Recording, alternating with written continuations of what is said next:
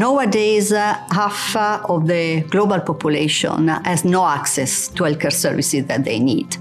And more than 100 million people per year push into poverty due to healthcare costs. Obviously, there is something wrong in our current healthcare system. I believe that the best chance that we have to improve people's health and well-being and reduce healthcare inequality is raise healthcare awareness and support behavioral change towards healthier lifestyle and preventive care. Especially sudden cardiac arrest is a major cause of death in many of these countries. However, cardiac arrest can be reversible if the victim is being treated within a short time. However, a life is lost often in this kind of situation because there's inadequate response and there's no timely assistance.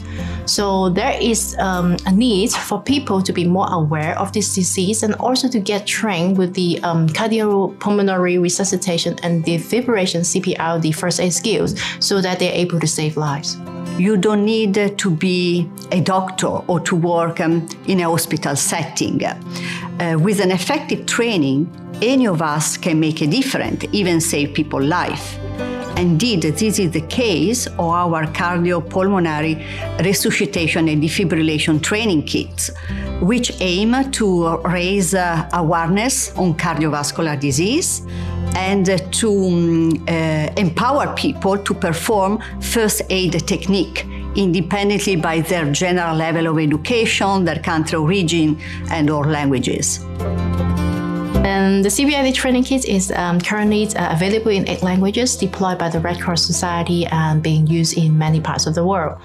And this is very important because it's from the beginning of the project, it was coming from the French Red Cross and also the Global First Aid Reference Center. They came to us and said that, we do not have the right tools, when we want to reach people in different settings, let's say in East Africa, in West Africa.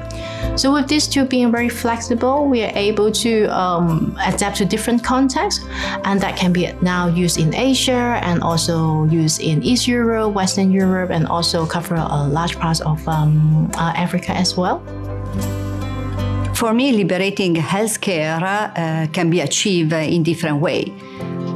Personally, I think that to improve health and well-being of people, you don't need to be a doctor or to work in a hospital setting. With a good training, with an effective training, anyone can make a difference in the world and even save people's life. And to empower people independently by their level of education, their language, country of origin, to perform a first aid technique.